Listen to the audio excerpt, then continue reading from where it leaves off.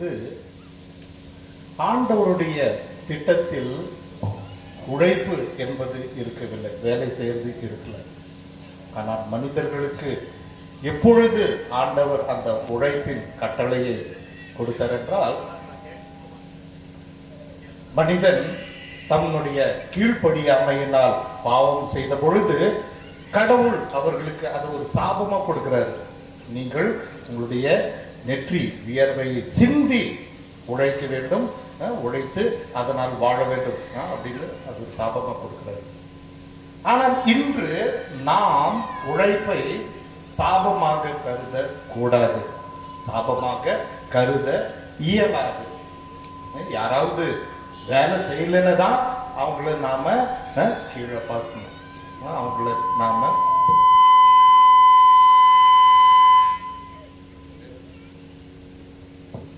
அவர்களை நாம் கீழா பார்க்க இயலும்.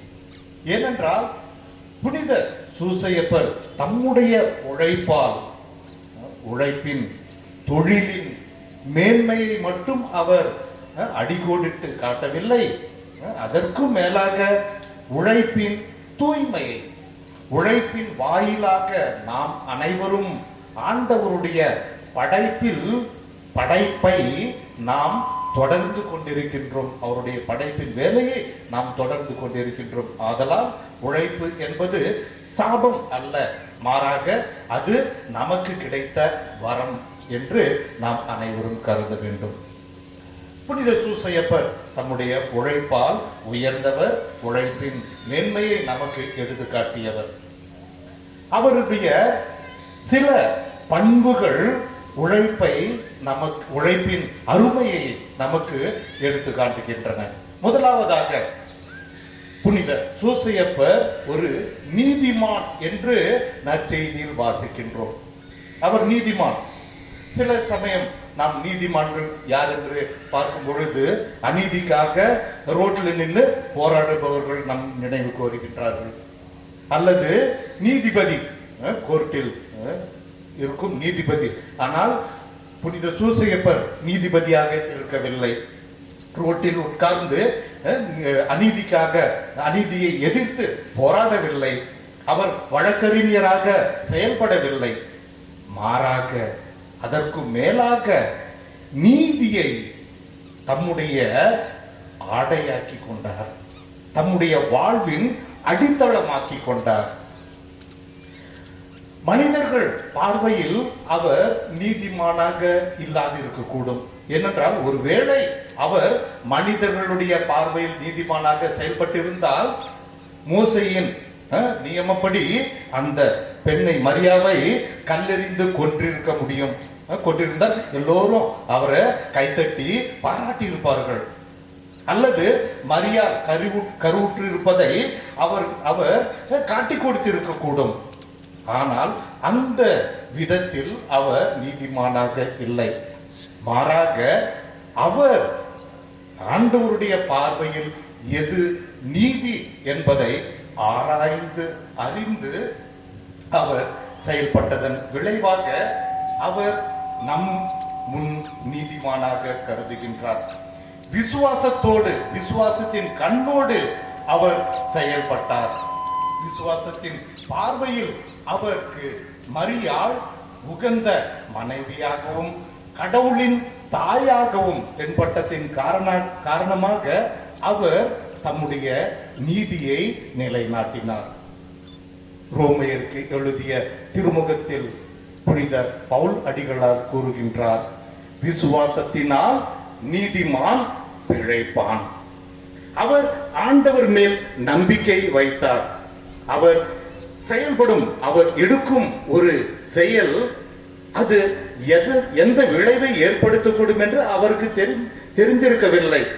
இவரை நான் மனைவியாக ஏற்றுக்கொண்டால் அதன் விளைவு என்ன இருக்கும் என்று அவர் தெரிந்திருக்கவில்லை. இருந்தாலும் கூட ஆண்டவர் மேல் அவர் விசுவாசமிட்டு, ஆண்டவர் மேல் அவர் நம்பிக்கையை வைத்து அவர் செயல்பட்டதன் காரணமாக அவரை நாம் நீதிமான் என்று கருதுகின்றோம். இரண்டாவதாக புனித சூசையப்பர் கீழ்ப்படிபவராக இருந்தார். கீழ்ப்படிதல் சில சமயம் நமக்கு மேல்நோட்டத்துல பார்க்கும்போது சுலபமான ஒரு காரியமாக தோன்றும், சுலபமான ஒரு செயலாக்கம். அவங்க சொல்றாங்க, நாம் அதை கீழ்ப்படுகிறோம். பெற்றோர்கள் சொல்கிறார்கள், நாம் கீழ்ப்படுகிறோம். ஆசிரியர்கள் கூறுகின்றார்கள், நாம் கீழ்ப்படுகின்றோம். அரசு கூறுகிறது, நாம் கீழ்ப்படுகின்றோம். ஆனால் நாம் அதை உற்று நோக்கினால் கீழ்ப்படிதல் என்பது மனித இயல்புக்கு எதிர்மறையான ஒன்று. ஏனென்றால் மனித இயல்பு எப்போதும் சுதந்திரமாக இருக்க விரும்புவது. யாருக்கும் கீழ்ப்படிந்து இருப்பது என்பதை இழிவாக கருதுகின்ற ஒரு சமுதாயத்தில் நாம் அனைவரும் வாழ்ந்து கொண்டிருக்கின்றோம். நம்மெல்லாம் சுதந்திரமாக இருக்கணும். ஆனால் நமக்கு கீழ்ப்படிதலின் எடுத்துக்காட்டாக முன் உதாரணமாக புனித சூசையப்பர் தென்படுகின்றார். அவர் ஆண்டவருக்கு கீழ்ப்படிந்து நடந்ததன் விளைவாக ஆண்டவருக்கு ஏற்புடையவராக காணப்பட்டார். ஒரு காவல்துறை போலீஸ் ஒருவர் தம்முடைய நண்பருடைய வீட்டுக்கு போனார். அவரும் போலீஸ் காவல்துறையில் வேலை செய்பவர். அவர்கள் இருவரும் பேசிக்கொண்டிருக்கும் போது அந்த நண்பருக்கு ஒரு 5 வயது சிறுவன் மகன் இருந்தான். அப்ப இந்த போலீஸ் சொன்னார், உங்க பையன் கூட கடைசியா போலீஸ் வேலையில் தானே சேர்ந்துருவான் அப்படின்னு கேட்கும்போது அந்த நண்பர் சொன்ன, இல்ல அதுக்கெல்லாம் இவன் சரிப்பட்டு வரமாட்டான். ஏன் அப்படி சொல்ற?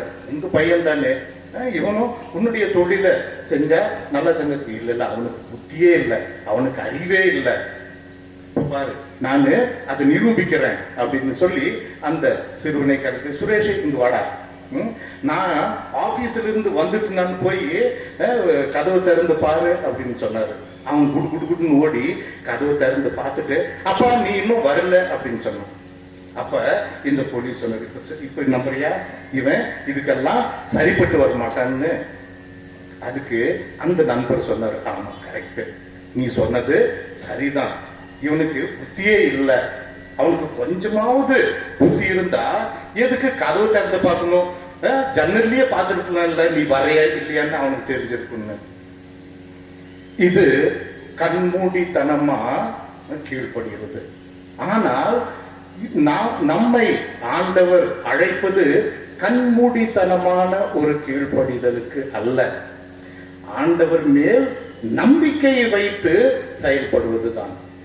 நான் ஆரம்பத்திலே கூறியது போல நம்முடைய இயல்பு, மனித இயல்பு சுதந்திரமாக செயல்படுவது. ஆனால் கட்டுப்பாடற்ற சுதந்திரம் என்பது ஒரு மாயை. அது நம்மை பாவத்தில் விழ வைக்கும் சாத்தானின் ஒரு வலை, சாத்தான் நமக்கு பின்னிய வலை. கட்டுப்பாடற்ற சுதந்திரம் என்பதை நாம் எப்போதும் விரும்பக்கூடாது.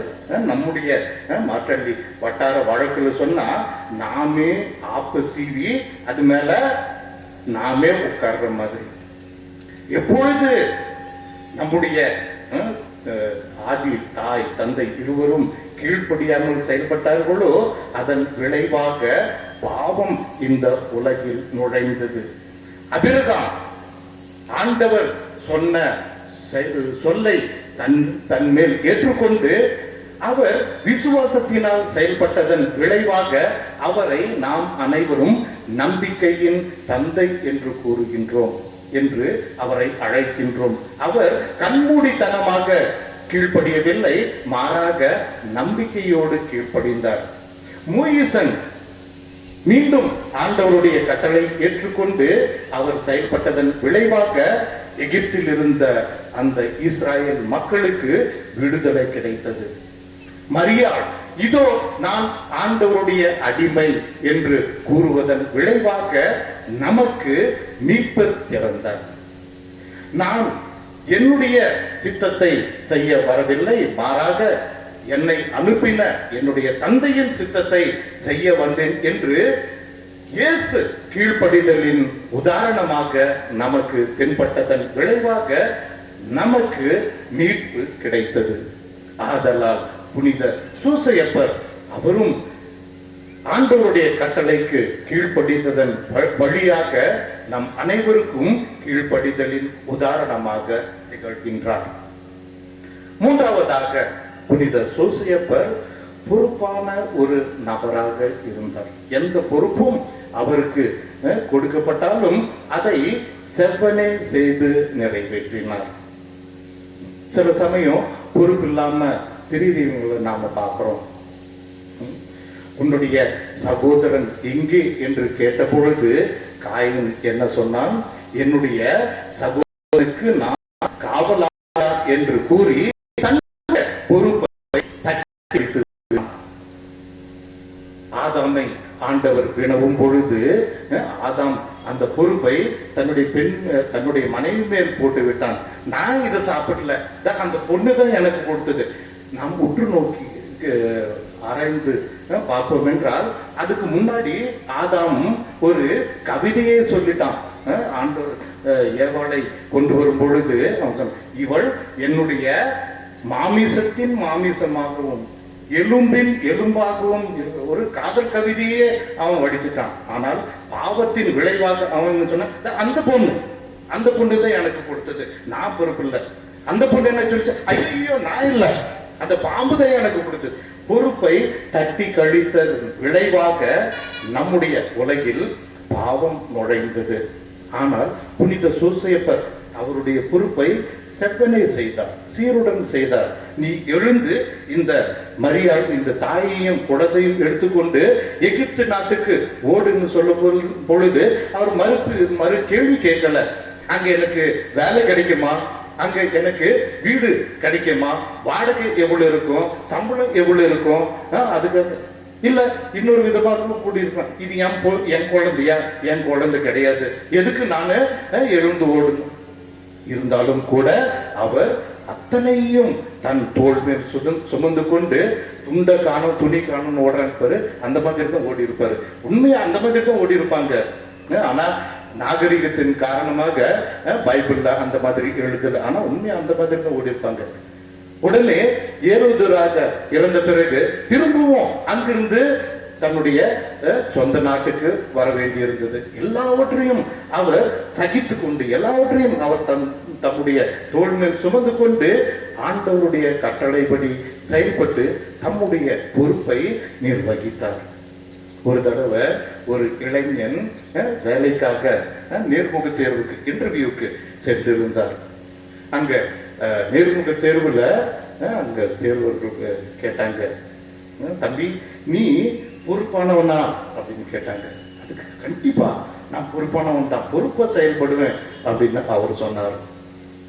அதுக்கு அவர்கள் கேட்டார்கள், நீ பொறுப்பானவன்னு எங்களுக்கு எப்படி தெரியும் அப்படின்னு கேட்கும்போது அவன் சொன்னான், இதுக்கு முன்னாடி நான் வேலை பார்த்து இருந்த அலுவலகத்துல எது நடந்தாலும் அவங்க சொல்லுவாங்க, இதுக்கு நீதான் பொறுப்பு, அதுக்கு நீதான் பொறுப்பு, இதுக்கு நீதான் பொறுப்புன்னு சொன்னாங்க. இப்ப தெரியுதா நான் எவ்வளவு பொறுப்பானவன்னு? நாம் அனைவரும் ஆண்டவரிடமிருந்து பொறுப்பை பெற்றுக் கொண்டிருக்கின்றோம். கணவன் மனைவிக்கு பொறுப்பாக இருக்க வேண்டும், மனைவி கணவனுக்கு பொறுப்பாக இருக்க வேண்டும், பெற்றோர்கள் பிள்ளைகளுக்கு பொறுப்பாக இருக்க வேண்டும், பிள்ளைகள் பெற்றோருக்கு பொறுப்பாக இருக்க வேண்டும். குடிமக்களாகிய நாம் அனைவரும் நம்முடைய நாட்டுக்கு பொறுப்பாக இருக்க வேண்டும். கிறிஸ்தவர்களாகிய நாம் அனைவரும் திருச்சபைக்கு பொறுப்பாக இருக்க வேண்டும். இந்த சமுதாயத்தில் நாம் அனைவரும் ஒருவருக்கு ஒருவர் பொறுப்பாக இருக்க வேண்டும். இந்த உலகத்தில் நாம் அனைவரும் இந்த உலகிற்கு பொறுப்பாக இருக்க வேண்டும். நான் தான் தனி, நான் மட்டும் தனியா வாழ்வேன் என்று கூற இயலாது. ஒருவருக்கு இன்னொருவர் பொறுப்பாக இருப்பதை தான் ஆண்டவர் விரும்புகின்றார். அதற்கு எடுத்துக்காட்டு நம்முடைய பாதுகாவலர் புனித சூசையப்பர். நான்காவதாக புனித சூசையப்பர் கனவு காண்பவராக இருந்தார். மத்தேயு எழுதிய நற்செய்தியில நாம் எப்பெல்லாம் புனித சூசையப்பரை பற்றி மேற்கோள் பார்க்கிறோமோ அப்போதெல்லாம் சூசையப்பர் என்ன பண்ணிட்டு இருக்கிறாரு? தூங்கிட்டு இருக்கிறாரு. எப்பெல்லாம் தூக்கத்திலிருந்து எழுப்பி தூதர் அவருக்கு சொல்ல வேண்டியதா இருந்தது. அதனால நாம ஒரு விதத்தில் அவரை தூங்கு மூஞ்சின்னு கூட கூப்பிடலாம். ஆனால் அதை நாம் ஆராய்ந்து உற்று கவனித்தால் அவருடைய கனவில் தோன்றியது யார்? யார் அவருடைய கனவில் தோன்றியாரு? சில சமயம் நாம கனவு காண்றோம். நம்முடைய கனவுல யாரு தோன்றாங்க? ஐஸ்வர்யா ராய், நயன்தாரா, விஜய், அஜித், அஜித், அப்புறம் இந்த மாதிரியான நபர்கள் நம்முடைய கனவுல தோன்றாங்க. ஆனா புனித சூசையப்பருக்கு அந்த மாதிரியான கனவுகள் வரவில்லை. மாறாக அவருடைய கனவில் ஆண்டவர் பேசினார். எப்பவாவது நம்முடைய கனவுல ஆண்டவர் பேசி இருக்கிறாரா? நாம் அனைவரும் நம்மை நாமே நோக்கி கேட்டுக்கொள்ள வேண்டிய கேள்வியாக இருக்கின்றது. ஆதலால் புனித சூசையப்பர் தன்னுடைய கனவின் வாயிலாக நாம் ஆண்டவரிடம் பேச முடியும், ஆண்டவரிடம் உரையாட முடியும். கனவு என்பது நமக்கும் கடவுளுக்கும் இடையே இருக்கின்ற ஒரு ஊடகம், ஒரு பாதை. அந்த பாதையை நாம் அனைவரும் செவ்வனே செய்து அதன் வாயிலாக நாம் கடவுளிடம் பேச இயலும் என்பதை நமக்கு வலியுறுத்தி கூறுகின்றார். நற்செய்தியில நாம பார்க்கும் பொழுது புனித சூசையப்பரை பற்றி தகவல் சொற்பமே தான் இருக்கு, அதிகமான தகவல்கள் இல்லை. ஏனென்றால் நற்செய்தி பேசுவது இயேசுவை பற்றி, புனித சூசையப்பரை பற்றி அல்ல. இருந்தாலும் அவர் இந்த உலகத்தில் என்னென்ன செய்தார் என்பதை அதிகமாக நாம் தெரிந்து கொள்ள இயலாது. ஆனால் அது முக்கியம் கூட இல்லை, அது அவசியமும் கூட இல்லை.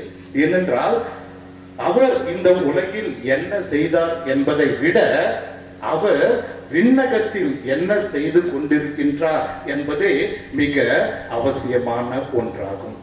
இந்த உலகில் நாம் செய்வது சில சமயம் அழிந்து விடக்கூடும். நம்முடைய செயல்கள், நம்முடைய கண்டுபிடிப்புகள் எல்லாம் செயலிழந்து போகும், பொருளிழந்து போகும், அல்லது அவை காணாமல் போய்விடும். ஆனால் நாம் நம்முடைய விண்ணகத்தில் எதை சேர்த்து வைக்கின்றோமோ அது மட்டும்தான் நிலையாக நிலைத்திருக்கும் என்பதை நாம் அனைவரும் ஆழமாக நம்முடைய மனதில் பதித்து வைத்துக் கொள்ள வேண்டும். ஏனென்றால் அங்கே நாம் சேகரிக்கும் செல்வத்தை செல்லரித்து அழிந்து விடாது, அதை திருடர்கள் திருடிவிட முடியாது. இதைத்தான் புனித சூசையப்பர் நம் அனைவருக்கும் ஒரு பாடமாக கற்றுக் கொடுத்திருக்கின்றார். புனித சூசையப்பர் தம்முடைய வளர்ப்பு மகனான இயேசுவை வளர்த்ததன் வாயிலாக அவர் இந்த விண்ணரசை நம்முடைய பூமியின் மேல் கட்டி எழுப்ப உதவினார். நாமும் புனித சூசையப்பரை போல இந்த விண்ணக விருந்தில் பங்கு கொண்டு இந்த விண்ணக அரசை நிறுவ நாம் அனைவரும் முனைப்புடன் செயல்பட ஆண்டவர் நமக்கு ஆற்றலும் கிருபையும் அளிக்க வேண்டும் என்று இந்த திருப்பலியில் மன்றாடுவோம். ஆமென்.